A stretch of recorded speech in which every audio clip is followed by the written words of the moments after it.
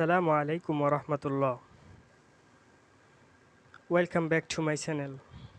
দৈনন্দিন জীবনে আমরা প্রায়ই বলে থাকি, আমাকে যেতে হবে, তোমাকে খেতে হবে, তাকে পড়তে হবে। আজকের ভিডিওতে আমরা শিখব কিভাবে আরবিতে এবং ইংরেজিতে এ ধরনের বাক্য গঠন করতে পারি। So let's get started. সর্বপ্রথম আমরা বাক্যের গঠনটি দেখে নেই। আলা প্লাস দমির মাজরুর, অর্থাৎ হু হুমা হুম, হা হুমা হুন্না, কা কুমা কুম, কি কুমা কুন্না, ইয়া না, প্লাস আন প্লাস ফাইলে মুদারি।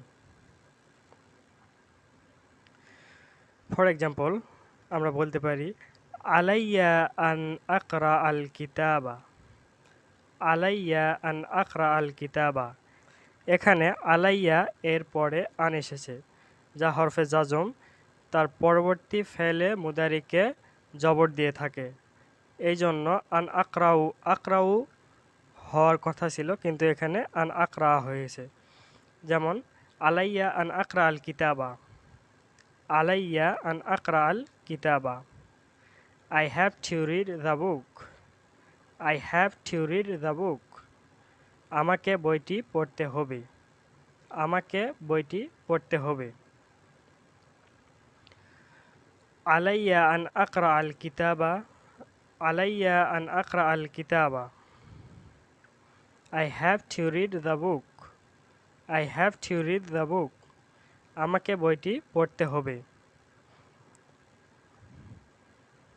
এর পরেরটি হলো আলাইকা আন তাফআলাল আমাল, আলাইকা আন তাফআলাল আমাল, আলাইকা আন তাফআলাল আমাল। You have to do the work, you have to do the work. তোমাকে কাজটি করতে হবে, তোমাকে কাজটি করতে হবে। আলাইকা আন তাফআলাল আমাল, আলাইকা আন তাফআলাল আমাল। You have to do the work. তোমাকে কাজটি করতে হবে। এর পরেরটি হলো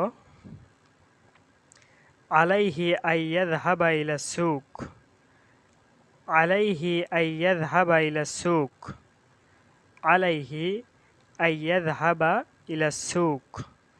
He has to go to the market, he has to go to the market, he has to go to the market.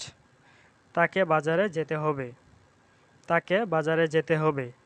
আলাইহি আইয়াযহাবা ইলা সুক, আলাইহি আইয়াযহাবা ইলা সুক।